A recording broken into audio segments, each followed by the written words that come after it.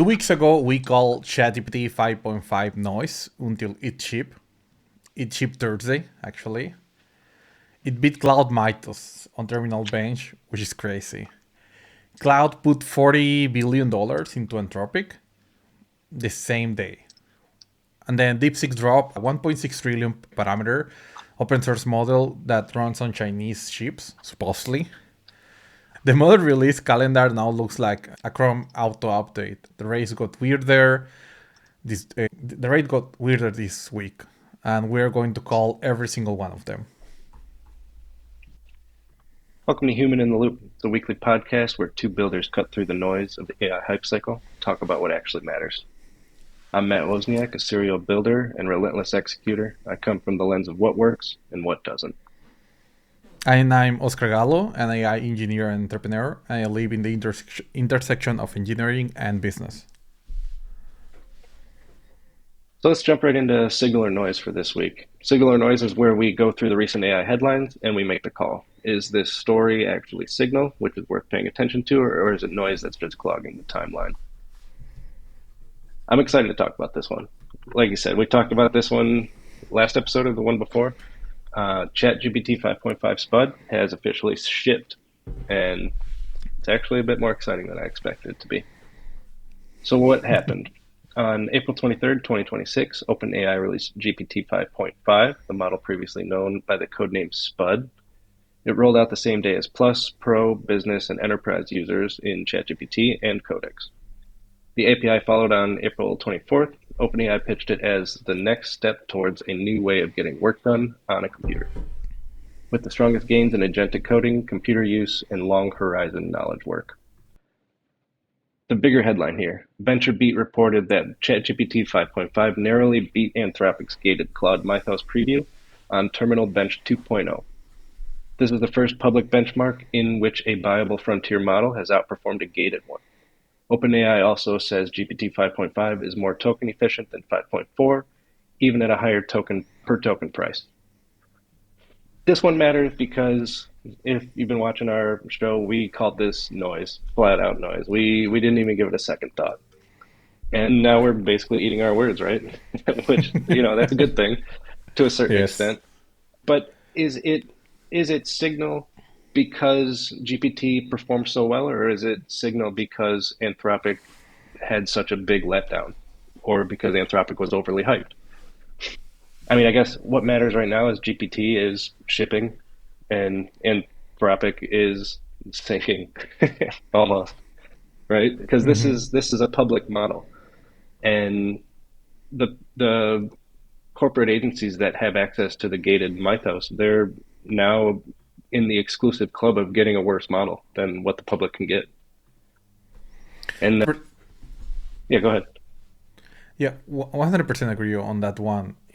That I think we had a discussion. I remember the last episode where we're discussing that this whole Claude Mythos, that it looks like, this insane model, it was just going to last until the next release. Right? And it was exactly like that. Yeah. So, I mean, if we think about it, right, the benchmark it's important. It's beating it. It's GPT is beating Anthropic in the benchmarks narrowly or a lot. Whether an inch or a mile, you're winning. That's what matters. But the real shift here is the cadence, right? They just released GPT 5.4 how long ago? Like 4 or 5? Was it 6 weeks ago? Either way, Yeah, not that many. Yes. It's a much faster cadence than the 5 to 6 months per version that we've been seeing before. And I'm just wondering if this is now the norm. Every 6 weeks we're expecting something new and better, or is it just like a one-off occurrence? That's a good question. That's a great question because, well, we discussed in this program that the Anthropic has very limited computing, and they don't really have that much, and we can see it.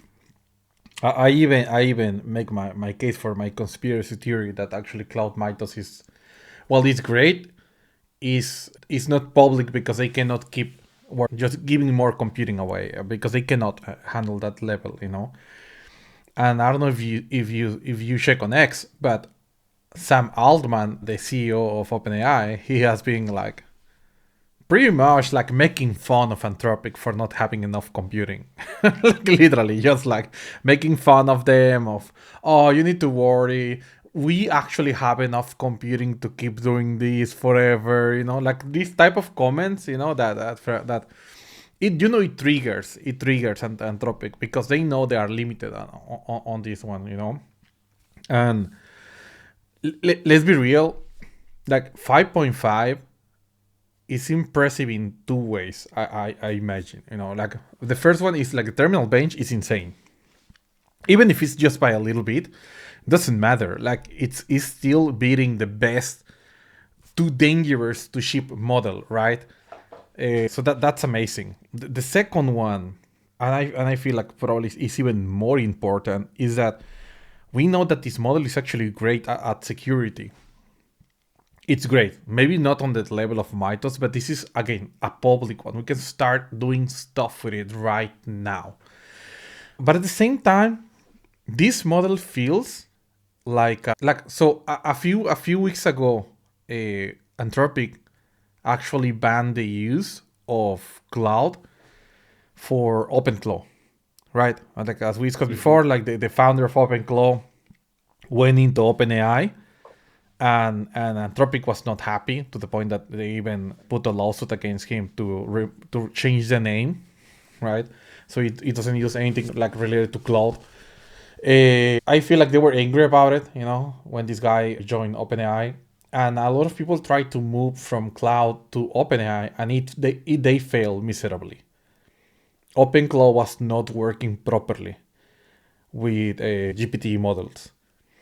And after seeing the terminal bench and all these benchmarks, I'm sure a lot of those changes were made so OpenClaw works great with GPT models. That's what I imagine, So they are doing like several things at the same time here. They're shipping a model, like saying, hey, look, we have enough computing for everybody. Here are all these three family of models, right? 5.5 models that are great. They do great. You can start using them right now. They're actually the cost per token is actually way better than Opus and Mythos, right? And on top of that, it will be great for OpenClaw. And you can start using it today if you want.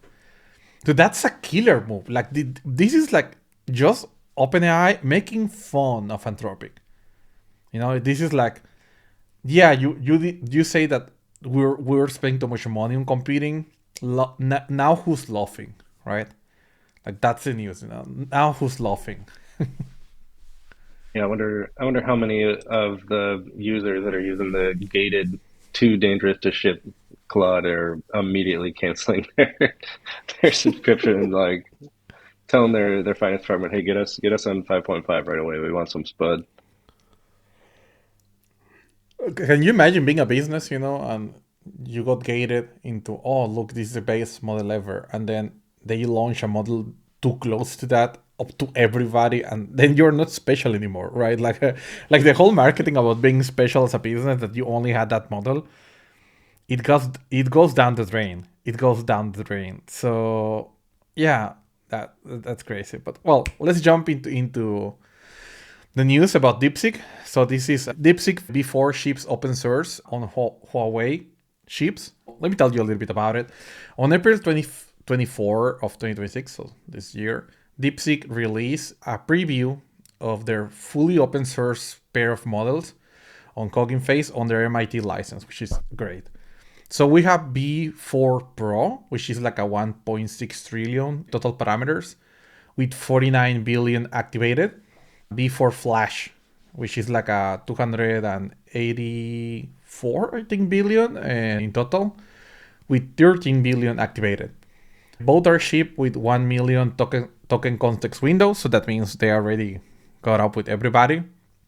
Both runs natively on these chips called Huawei Ascend 950 PR. So this is the first frontier class model trained and deployed entirely on Chinese domestic semiconductors. And that's crazy. Let me make the case for this, okay? I'm not fully on board on the idea that they only use Chinese models. I don't believe it. I will say, okay? They probably use a combination of like Nvidia plus the Huawei chips for sure. But it's true that they're already using their Chinese models. The funniest thing about it is that China had a blockage from the United States, so they cannot buy the latest GPUs or anything like that to train their models. I make the case of like 2 years ago or so that it didn't matter that much because in the end they will find a way because Chinese are very resourceful people, you know. So in the end they ended up making their own Chinese chips, right? So that's great for everybody that wants open source models. And I will make the case why this is like a big deal and why this is signal, okay? With what Anthropic is doing about just putting a gate in front of their models and then randomly decide who gets access to them, right? Because a few weeks ago, Anthropic tried to remove Cloud Code from the $20 and $50 package, right? So you can not use Cloud Code anymore, which is insane. You are paying for the tokens. Why you don't let me use them, right? And there was so much feedback, like on the internet, everywhere, that they put it back. They put it back not because they wanted to, because they were afraid of losing a lot of people, right? Losing a lot of people. So we can see that this business, they're gatekeepers, and they want you to have this weird black box where they can choose what to show you without you knowing how things work behind. And they will wrap this in stupid ideas like, oh, this is because of safety. Safety by obscurity is not safety. It's just ignorance. And eventually you will find ways to break that supposed safety, okay? I'm not sure why the Chinese models are doing this whole open source, taking into consideration how controlling the Chinese government is. But I think it's because they know if they will try to compete against the US with closed models, they will lose. They will lose. They're doing this on purpose so more people get excited about the models and they talk about it. And it works. Here we are doing this for them, right? Like Featured. There's story number 2. yeah, exactly. You know, like and well, DeepSeek is great. It's great. Like the cost per token, like intelligence, it's amazing. It's great. Okay, it's close enough to Opus 4.7, but I think it's 10 times cheaper. Like it's Yeah, crazy. It's crazy how good they are. You know, and I think this is just the beginning. I think we're going to keep seeing all these extremely advanced Chinese models, and I'm all for it because competition, it's very important in the capitalist system. So I'm all for it. for sure. And if I were to break the story down into like one sentence, like for someone who wants to be like, I want to know like what happened. DeepSeek didn't ship a model on Huawei chips. They shipped a proof that you don't have to pay the NVIDIA tax anymore. That is now optional. Um, Exactly. the only question is compliance, right? And whether or not a lot of places are going to be allowed to use non-US made chips, and that might be the main hurdle that you're going to go come across. But I wanted to go back to something you said about how Claude tried to silently remove Claude code and how a lot of this stuff is a black box, even though DeepSeek is going open source with it. I was actually having a discussion with somebody last week about all these massive layoffs we've been seeing everywhere because all these major companies are like, well, we got all this AI, we're just using tokens instead. We can lay off some people, spend some more on tokens, and we get the same amount of work done. And I brought up the point, what happens when Claude suddenly isn't available or isn't as an economic decision. Like, what happens if Claude one day goes away or Claude goes down or you can't access your AI for weeks at a time? Does that mean you went from 30,000 engineers down to 10,000 and now you expect those 10,000? What are you going to like? What are you going to ask them to do if they don't have access to the tool that you are banking on them being able to use? So you bringing that up, it just made me think of that. And I still think it's a valid question, but I also want to tie it into the idea of DeepSeek is going open source. And, if there's one thing that is a major concern as compliance goes is are they stealing our data? Are they stealing our code? Do they have some type of nefarious code in there that should make us worried about using this? And them going open source is one way of trying to say, there you go. You can see what we're doing. Exactly. It's like this trust us not by obscurity, but rather because this is everything for you, right? Like this Yeah. is here, this outside, you can do whatever you want, check it, put it on your own infra, do whatever you want to do, right? Just like whatever, we don't care, like I mean we know this is like good enough. And that's a great point because actually there's this Argentinian startup founder that I think lives in America and he got some $1 million as investment. And 2 3 days ago, they got completely blocked from cloud with no warnings, nothing. They had, I think, around 30 engineers. And literally, one day, it was like nobody can access Cloud Code anymore. Like, nobody. Like, that's insane. And with no warning, no nothing. This guy was freaking out. This guy was freaking out because he's like, what the hell? Like we have all these people that we pay, and now we are like limited completely by this one tool, right?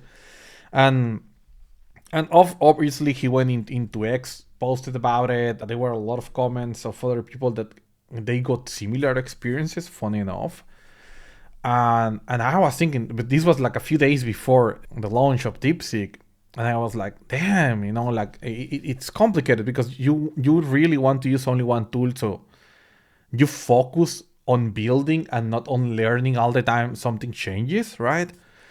But if we're going to have this type of issues where one business can decide that we don't get access to intelligence anymore, maybe it's time for us to start like thinking about a multi-model system where we can use maybe like as a primary model, maybe GPT-5.5, right?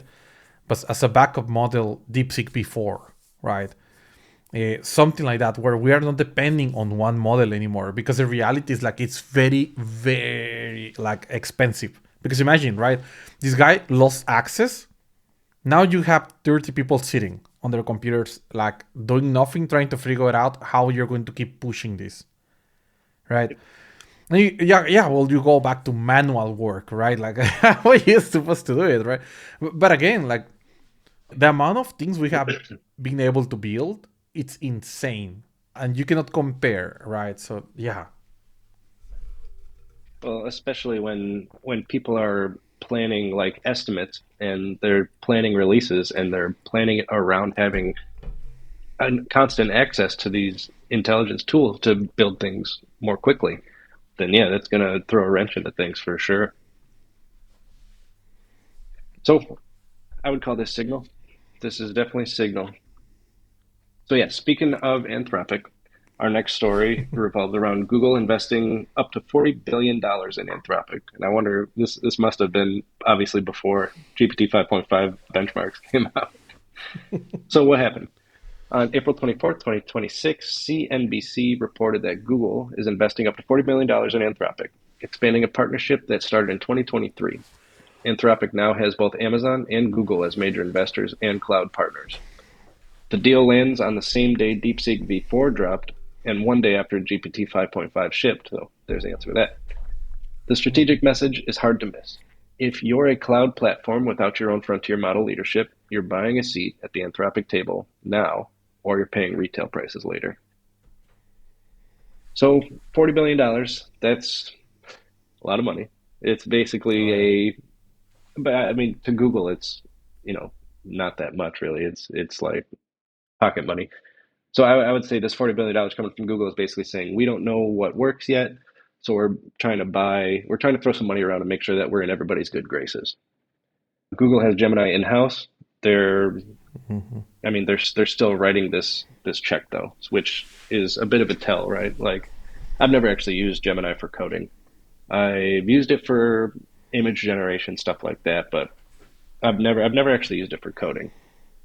So them actually throwing $40 billion into a mainly a coding agent is it's basically they're telling you what is on their roadmap for the next 18 months. And I don't Hmm. expect them to come out with a Gemini that's going to compete with something they just implemented or invested $40 billion into. That would be a surprise to me. What do you think? That's a great point, actually. I was thinking a little bit quite the opposite. Well, I will say that this is signal, but maybe for a very different reason, right? So this is my understanding of this process. We explained before, Anthropic doesn't have the computing power. They do not have the computing power. That's the reality. Like they are way far behind Grok's, OpenAI, literally every every like even the Chinese ones. They are literally behind the Chinese ones on how much computing they have. And this dirty move that they have done lately about like removing cloud code from some smaller subscriptions, that's the reason why they're doing it, because they cannot serve that amount of computing. Like they were expecting you on the $20 and $50 to use less tokens that you were paying for, but that's not the case anymore. Everybody's like maxing their 20 and 50, and they are like a little bit nervous about it because they don't really have that power. So I think this was probably a crying for help from Anthropic to Google to say, hey, look, you have TPUs, right? You have TPUs that are very powerful, and we know for a fact that at least a ChatGPT on every version and the cloud models, all of them were trained on GPT, on TPUs, sorry, Yep. on TPUs. So that's interesting because, of course, the using of the model, they still use NVIDIA GPUs, right? But the training is actually on TPUs. It's not on NVIDIA GPUs. Okay, so we can see that maybe and Anthropic, they realize that they need the power. They need the computing power. They cannot keep playing this. Oh no, like we need to be like very low spending on infrastructure, because what if computing goes to zero? There's a great interview from this guy from Anthropic, and I forget the name, but this Indian guy. He has a great podcast, and he's saying that he doesn't understand the position of Anthropic because the Anthropic CEO has been talking about like this island of geniuses. I don't know if you ever hear about this, but like Anthropic's making the case that there's going to be a point where the models are going to be so good that each model, they will have like a wrapper on that model that is going to, oh, you are this scientist, you are that scientist, you are that scientist, and they will be working 24 hours generating with like value and research and doing all these crazy things non-stop, and Dario, the Anthropic CEO, believes that they are going to make like billions of dollars on this, just on its own without intervention, right? So this guy said, if that will be true, you will be trying to maximize computer and getting even more computing, not less, right? If you really believe in that point of view, that you will get to that point of geniuses, you wouldn't be worried about computing. You will try to max computing, right? And you can see that he gets like a little bit nervous when they are discussing these points. He's like, no, but if you only one small thing goes wrong, then all the business will go into bankruptcy, blah blah blah. So you can see that he doesn't buy his own idea that he's trying to sell, right? Which is, I will say, a little bit problematic. But I think this is just Google jumping in to help Anthropic, to help them because Yeah. they don't have enough computing. That's my point of view. Well, it's worth mentioning that. Google didn't just write them a check for $40 billion. They gave them an initial investment of $10 billion, with the additional 30 being provided on the agreement that Claude is going to reach certain metrics throughout the next however many months. So if their benchmarks don't start hitting what Google's expecting, they reserve the right to just pull the remaining 30 billion from investment. And yeah, I mean, to your point about the computing power, that's really been their main downfall, and they've seeded a few announcements here and there. Like earlier this month, they said they acquired something like 4 or 5 gigawatts of computing power, but like, is that going to be enough? Especially like when they're competing with these cheaper, more efficient models. Yeah, it's interesting because in reality, like Anthropic has been this. Our models are extremely big, super expensive, but they are the greatest, right? So, okay, you say, okay, that's fine. I don't care if it's expensive as long as it's great. But that gap is getting like so small day by day that I don't Yep. think it makes sense anymore. Yeah. No. Yes, okay, let's jump into news number 4, which is Cognition. Probably you have here about this, but it's Devin. In reality, it's called Devin, but the business is called Cognition. Cognition in talks with 25 billion valuation. So in April 2023, Bloomberg reported that Cognition AI, the company behind Devin, now also Windsurf, is in early talks to raise 45 billion valuation. This is more than double their September 2025 valuation. Since acquiring Windsurf, Cognition's annual recurring revenue has more than doubled. SiliconANGLE reports that the round will be hundreds of millions of dollars or more. It sounds amazing, but I don't buy it. Okay, like let me make my case about why this is noise. Okay, first of all, the founder of Windsurf left Windsurf to work at Google, and this is how we got anti-gravity. Okay, that right there should be a huge red flag. So for everybody, right? Like this is like a massive red flag. But on top of this, right? Like Devin was supposed to be like this amazing first AI coding engineer that was like fully agentic, right? And they sold this idea a few years ago as this amazing thing. This will be like the best agent. You're just going to be able to, hey, Devin, do this, do that. And it will just go on, build the thing, and run the tests and do all these amazing things. And that's it. Like software engineering is dead, like Devin will do all the work of all the developers, blah, blah, blah. And there was this hype where they throw money at them, that yes, please, like free us from our pain, of talking to developers, like. But in reality, it failed. It failed brutally. I remember trying Devin, and it couldn't even set up a React application. Like it was failing. The tool calls were failing. It was horrible. It was a really bad experience. And I haven't used it later, but I know that for a long time, everybody that used Devin, they were just not great. The experience was not great. It was like horrible. And now we have great agents, like Cloud Code is amazing. The OpenAI Codex is amazing. Even open source models better than Devin, like P Mono. It is mini coding agent, like super light. And it's actually pretty decent. It's probably better than Devin too. And this is like full open source, So I will call this noise just because of the combination of cases, that there are way better products than Devin, full products, and then open source ones too, like Hermes Agent, right? Pmono, fully open source, way better than Devin, and then on top of that, Windsurf CEO leaving to build anti-gravity. Like the combination is not looking good from my point of view. Yeah, so I will call this noise.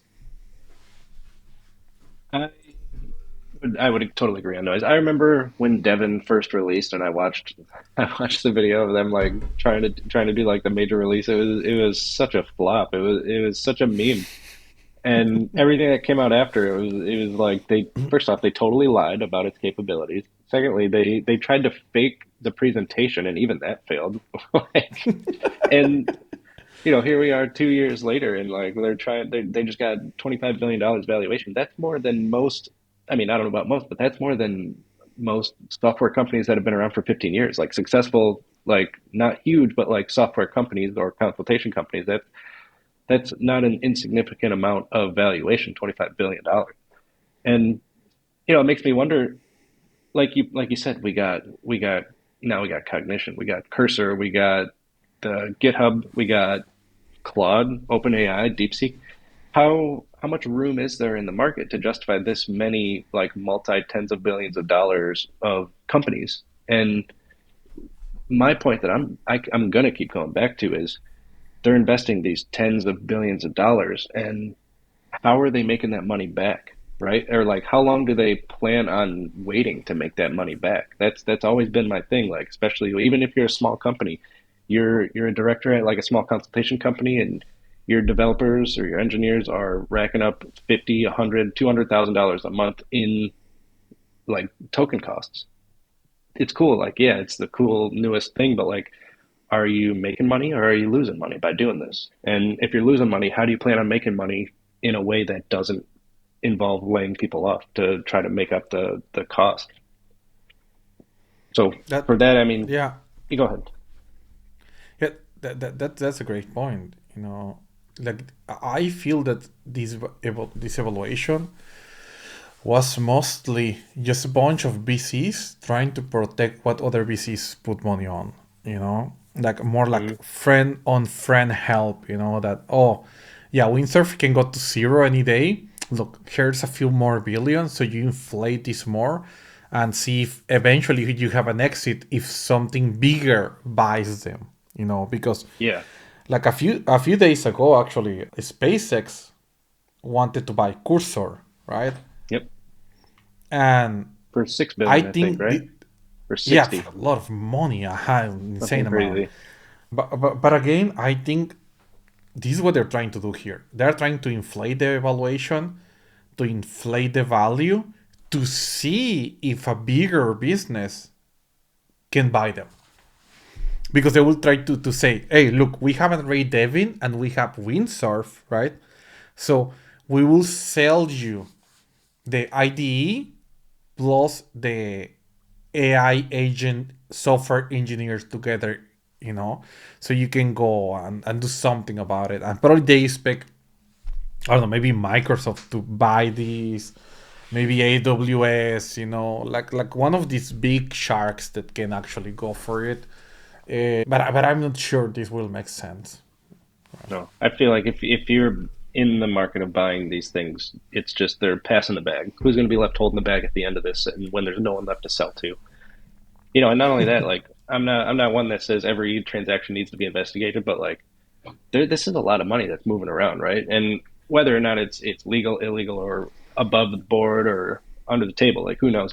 I would still be interested to see like where all this spend is going, like just out of mere curiosity more than anything else. But this anything Devin related, I consider it noise because I'm totally unimpressed with Devin 2 years ago and Same. even still now. It's got a Yeah. lot of work to make up to even be in the running, but it's got $25 billion, so that's more than I got. Yeah. For sure. Same here. So our last story for signal or noise for this week's episode is revolving around Grok 4.3 beta. It's at $300 a month, but it still has no cross-session memory. That's the headline. So what's actually happened? On April 17th, 2026, XAI quietly pushed Grok 4.3 beta to the Super Grok Heavy tier at $300 per month. The update added native video understanding and the ability to generate PDFs, slides, and spreadsheets directly inside the chat. There was no press release. The model showed up in the model selector one day. As of this week, Grok 4.3 still does not remember preferences or context across sessions. It featured ChatGPT and Claude both have shipped over a year ago. This, I mean, the fact that it can has video understanding is actually pretty impressive. But it makes sense because there's so many videos uploaded to X like every day, so they have like a lot of free training data coming in every hour. The fact that it's $300 a month, I mean, I'm not going to pay for that. Especially like, I mean, maybe I'm not the target market though, right? My market is development and building, which Grok is good at, but I do require cross session memory for a lot of the stuff that I do because I have long build sessions. If I were in the market of like maybe I make money from posting things on X or posting videos on X or analyzing videos on X, maybe it'd be worth the $300 as like an investment to produce my content faster. But for builders, I would consider this noise. But for anybody who's in the market of, you know, PDFs, slides, like doing things exclusively on X in short bursts, might be signal for you. So in my case, I will say that this is noise, even on all the fronts. Let me make my case. So the video understanding is actually cool, but the best model for video understanding is actually Gemini 3 Pro. And it makes sense. It's Google. They have YouTube. Who is going to be better than that? There's nobody in the world, right? So, of course, Gemini 3 is weak in a lot of things, including coding. It's not the greatest, really. But visual understanding is one of those things that they are great at, okay? And there's this one of the dumbest benchmarks in the planet, which is like to make an SVG of this bird like in a bicycle, a seagull. I remember which, like a pelican in a bicycle. I remember. Okay, so of course, right? Do you have like training data about pelicans in bicycles? No, you don't. Like what? Like that doesn't exist, right? Clearly, it's like not there. Okay, but from all the models, even Opus 4.7, they fail at that. The only model so far that can do that, it's Gemini 3 Pro. And the reason is because of that understanding of of the real world, okay? Like of that video understanding about how it needs to look something. So it's great at that. And it's cheaper than this one. So I don't buy it. That's one. The second one is like a Anthropic launch cloud design, which is great for PDF slides and spreadsheets, okay? And it's probably better than this Grok version.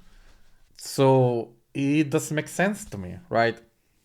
Yeah. Like we have in this point that Grok 4.3 is like this very big, massive model that it can do a lot of things, but it still lacks like one thing that is great. Like I said, Gemini 3 Pro is like the best at video and general like understanding of reality of visual things. Anthropic is great at coding. Like it's one of those cases where I'm not sure what they're trying to do with this product. Like I don't get it.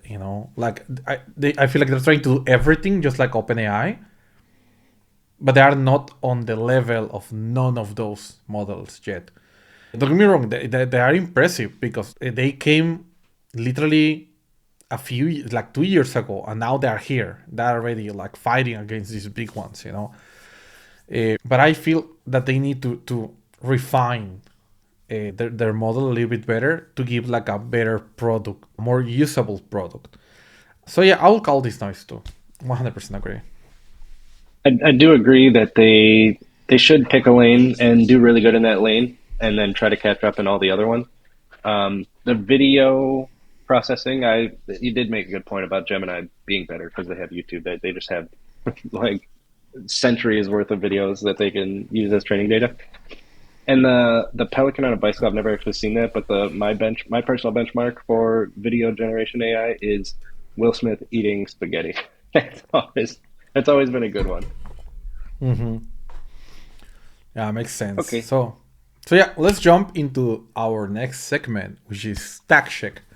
This is the first stack check that you will see. Okay, so this is how it is. This is one tool, one library, or one workflow that it changed how we actually adopt. It's that we actually adopt this week, okay? There's no sponsorships here, okay? No affiliate links. We're not selling anything. This is just what we use, okay? This is what we use in the trenches, okay? If it's stuck, it makes to the cut. If it didn't, well, we say why it didn't, okay? So let me start, okay? So right now we have several AI products. We have Carmen Out, we have Here I Am, and we have some others like byrenovate.com, okay?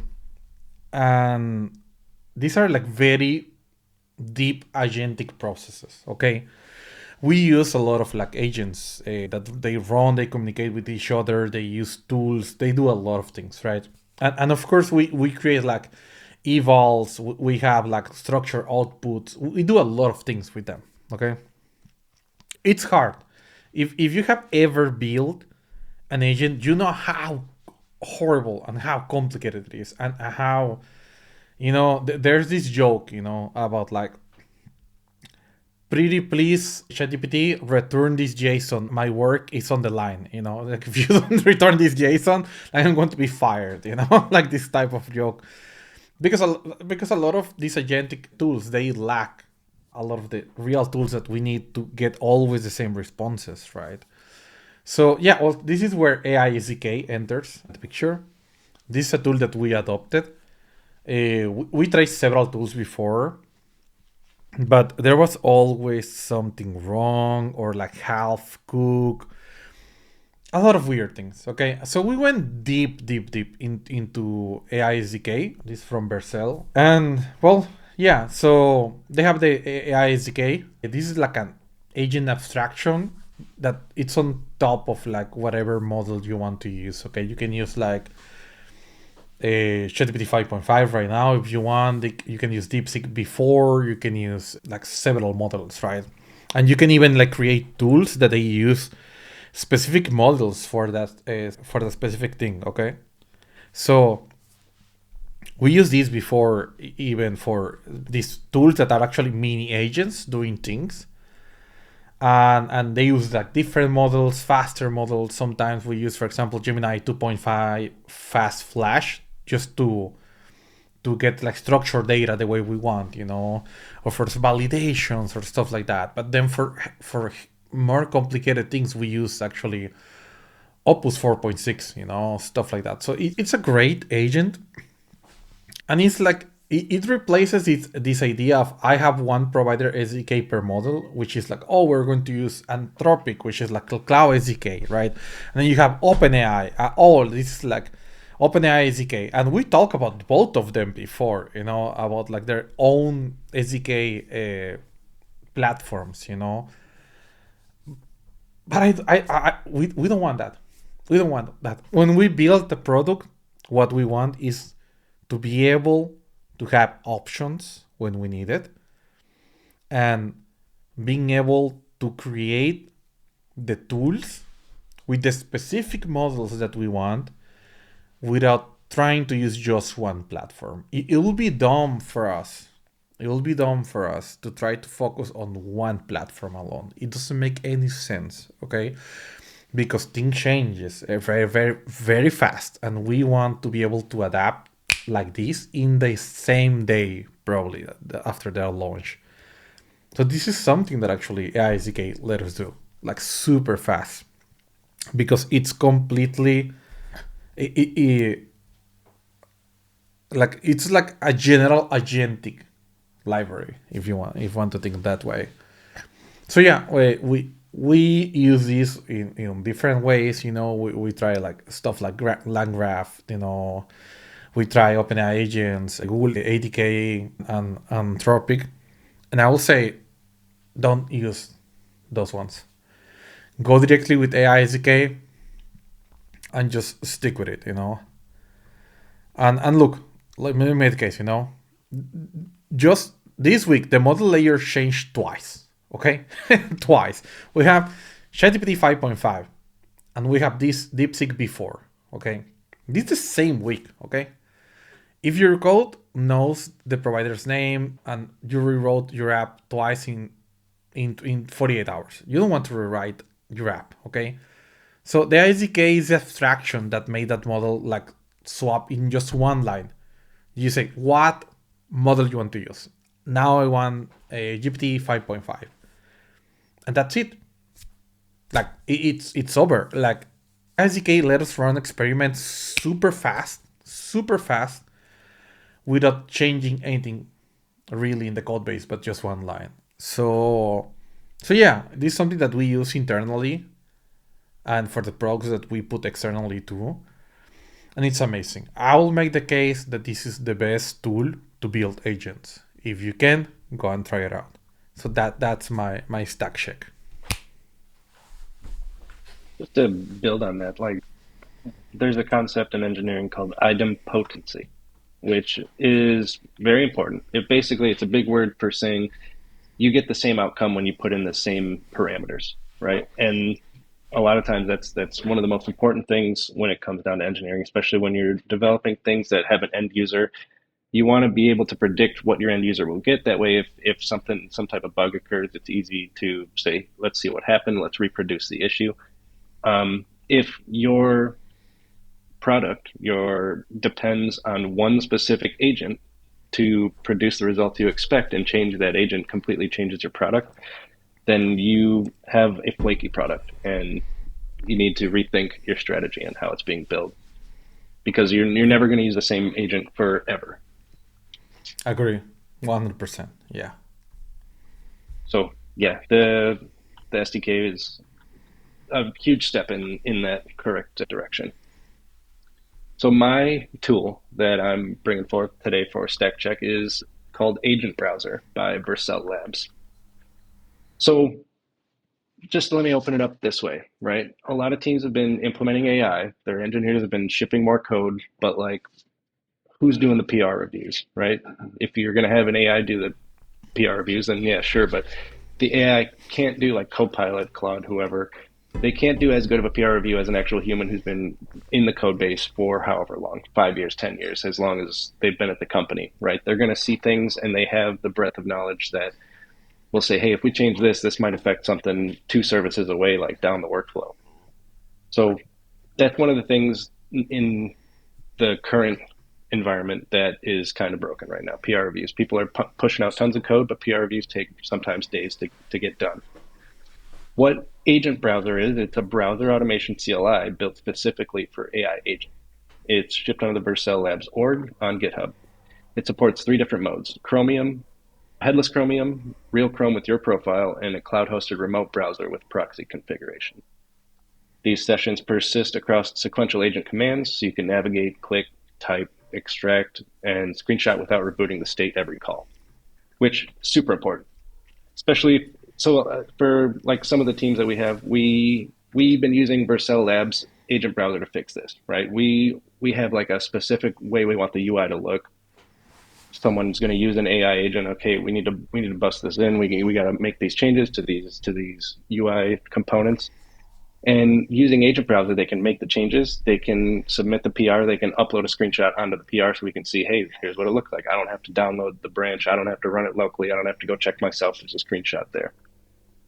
So what this replaces is, hand-rolled playwright wrappers, the Puppeteer scripts that are so flaky that like if you move like a component below another component, the whole script's gone. It's broken. You spend more time fixing the Puppeteer scripts than you spend fixing the code. So this agent browser has been huge for me and a lot of people that I know, and it's really starting to expedite the PR review process, which is currently the bottleneck for a lot of teams.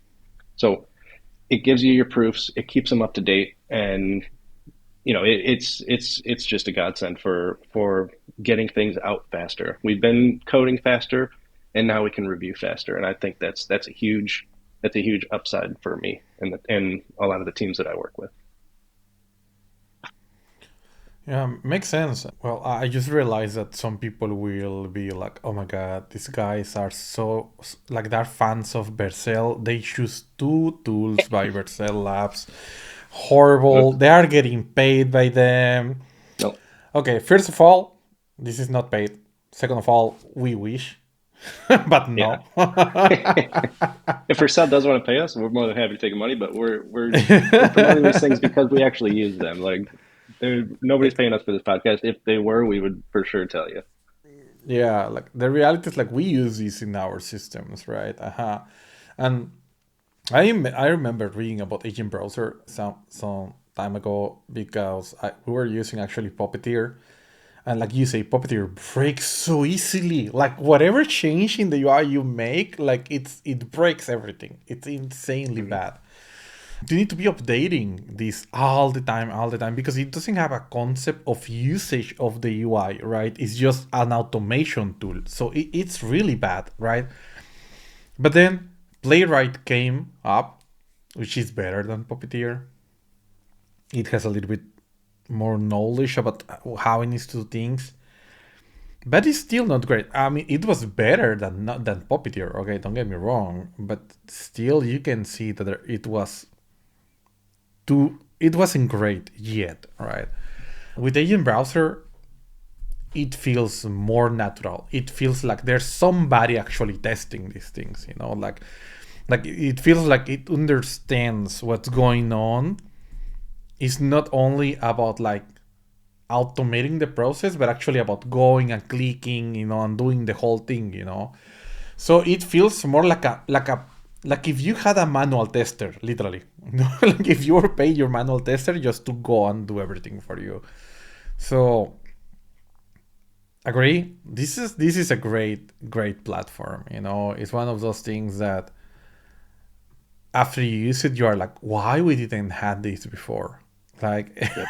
like why we were using Puppeteer, but a lot of these superpowers they come from this new agentic world. That's why we didn't have this before. That's the reality. Like, agents change everything, even how we test applications. So yeah, great Yeah, tool. I remember using Selenium like forever ago, and that was a nightmare. Oh, Selenium. God. Yeah, yeah, I remember. It was so bad, man. Like I hated to. So, oh my god. But Well, yeah, there you go. That's Stack Check. That's our first Stack Check session. So we hope you enjoyed it. We hope we gave you some tools to look into. And if you try out these tools and you like them, let us know. If you have different tools that you think are worth a Stack Check review, leave them in the comments or send us a message, and we'd be happy to review them. so let's jump into our unpopular opinions section. Okay. So in this section, we bring one unpopular take, each one of us, right? And we talk a little bit about it. So this is my unpopular opinion, and I say this as a hardcore cloud user. Okay. For context, I paid $200 version of this. Same math, okay? We both give money to Anthropic, okay? But this is my case, okay? Open source AI just won the the cost per token war, okay? And they are losing, and the general closed models, they are losing the trust war in the same week. Like, and Anthropic having a lot of downtime in their products, it's bad, okay? And then we have Microsoft having a lot of downtime on GitHub and all these other products, okay? Which is bad already on its own, and the same for their agent, that it's really bad, so it doesn't matter, right? And they're trying to remove cloud code from the two cheapest tiers, and stuff like that. We can see that there's this process that a lot of people are losing the trust. And we talk about this business, this entrepreneur from Argentina based in the US, that they lost access to cloud code for 30 engineers. That's insane. Okay, that's insane. So DeepSeek V4 is one of the best open weights model, or probably the best right now, that everybody has ever shipped. Okay, like it is insane. And it also runs on chips your security team cannot audit, which is complicated. So now you have this thing that half of the buyers will choose open source for sure. In the beginning, it will be as a backup model, I will say. But I think more and more people will start just to completely move to open models and just ignore a lot of the other models. And we can see this. We already talked about this, Shopify, and we make some posts about it. Shopify was paying Anthropic, I think, $600,000 for API usage, okay, for one of their process. And they took, I think it was Kimi, one of the Kimi models, these Chinese open source models, and now they pay $70 per month. Okay, like we're talking like half a mil, okay, $500,000 versus 70, something like that. It's an insane number, okay? It's an insane number, okay? So, of course, you know, that's my case. That's my unpopular opinion. I think open source it's winning the cost war, and the closed source models they are losing the trust war. This is how it is. Good one. My unpopular opinion, and I've been super excited to say this one because it's going to make a lot of people mad, and it's going to be considered a shots fired moment for a lot of vibe coders and even a lot of like legacy software companies that have recently shifted to AI. So, in a nutshell, my unpopular opinion is your product should survive a tool change or a tool outage. If it doesn't, the tool was the product and you were just the middleman.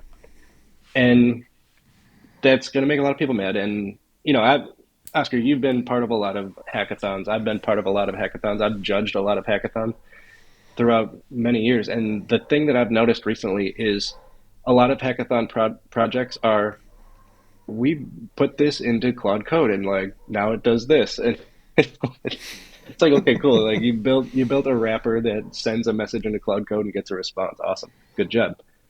Like we said earlier, like if you have a software product that's reliant on a specific AI model and that model changes and your product becomes moot, you never had a product to begin with. You were just like I said, you're a middleman for another person's product.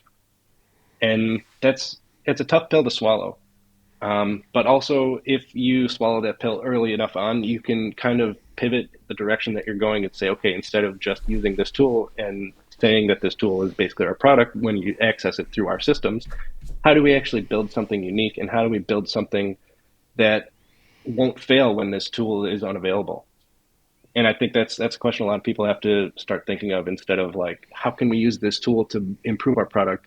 How can our product improve this tool, if that makes sense? That's a great point, because one of the funniest thing is that at Anthropic they use Cloud Code to build Cloud Code, right? Hmm. Now that sounds like Inception levels of like craziness. But the same happens with OpenAI Codex. Actually, they use Codex to build Codex, right? Like to keep like building all these products on top of Codex, right? So it's true that they are focusing on their own product, right? But if you're using their products, okay, as your own product, you won't be able to do it better than them. You won't. Like, there's no way. Okay, they have trillions of dollars. Okay, like they have all these scientists, all this stuff. Like, what you need to do is actually build a product that makes sense, and just like we discussed with ASDK, that you can just change the model anytime you want. Like, the mode is not using Cloud Code.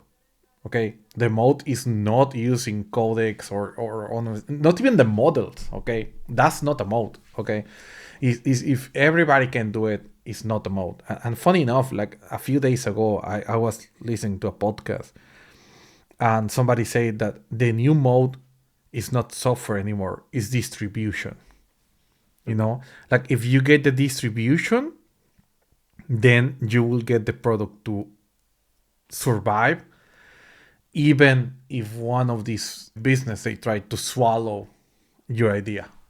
you know and that was such a great point. I didn't see it coming because it make a lot of sense. Like something so simple. I was in my head, I was thinking that Slack is the most corporate communication software in the world, that everybody uses Slack.